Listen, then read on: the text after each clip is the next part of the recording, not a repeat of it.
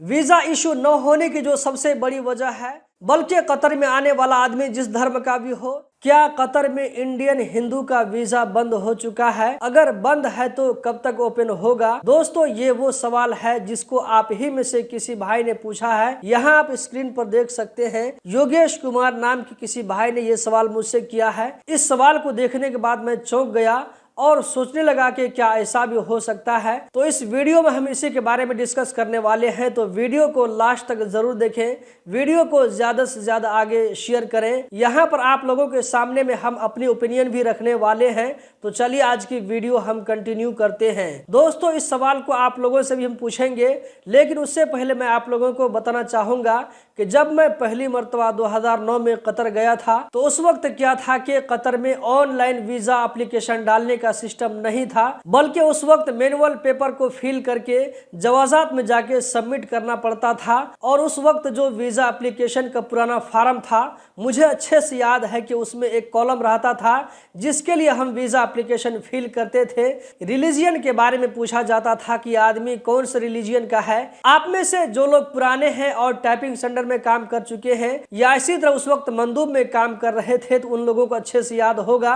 ये मैं 2009, 10, 11 तक की बात कर रहा हूँ। 2011 या ये कि 2012 में कतर में जो पुराना वीजा एप्लीकेशन था, वो एप्लीकेशन खत्म करने के बाद में उसकी जगह जो है नया वीजा एप्लीकेशन आ गया। नया वीजा एप्लीकेशन में इस कॉलम को खत्म कर दिया गया कि आने वाला आदमी मुस्लिम है या ये कि हिंदू है, या वो जिस धर्म को भी मानने वाला हो, तो वहां पर उसका धर्म नहीं पूछा जाता था। इस चीज को खत्म कर दिया गया। उसी के साथ साथ यहाँ पर जो है 1-2 साल के अंदर में फिर ऑनलाइन वीजा एप्लीकेशन का सिस्टम शुरू हो गया।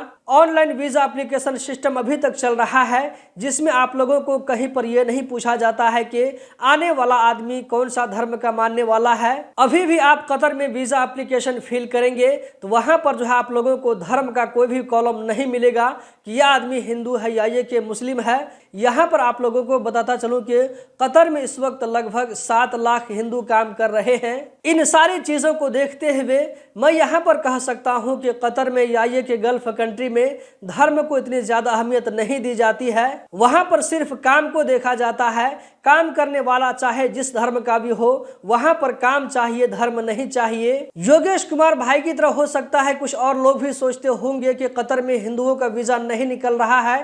तो आप लोगों की जानकारी के लिए बताता चलूं कि मैं जो रोजाना वीडियो अपलोड करता हूं, वहां पर बहुत सारे मुस्लिम भाइयों की तरफ से भी कमेंट आता है कि वीजा रिजेक्ट हो रहा है, वीजा इशू नहीं हो रहा है। तो यहाँ पर समझना होगा कि कतर में किसी एक धर्म के वीजा को बंद नहीं किया गया है, बल्कि कतर में आने वाला आदमी जिस धर्म का भी हो, सब लोगों के लिए रूल एक ही बराबर है। वीजा इशू न होने की जो सबसे बड़ी वजह है वो ये कि अभी कतर में काम नहीं है। काम नहीं होने की वजह से कंपनियों को वीजा नहीं मिल रहा है। जो वीजा पहले से अप्रूवल है, उस वीजा को अगर किसी आदमी के नाम से निकलवाने की कोशिश करते हैं तो काम न होने की वजह से गवर्नमेंट की तरफ से रिजेक्ट कर दिया जाता है। बार बार रिजेक्ट होने के बाद में किसी वक्त चांस बनता है कि उसका वीजा निकल भी जाए, ऐसा हो रहा है। दोस्तों, आप लोगों का इसके बारे में क्या कहना है कमेंट बॉक्स में जरूर बताएं।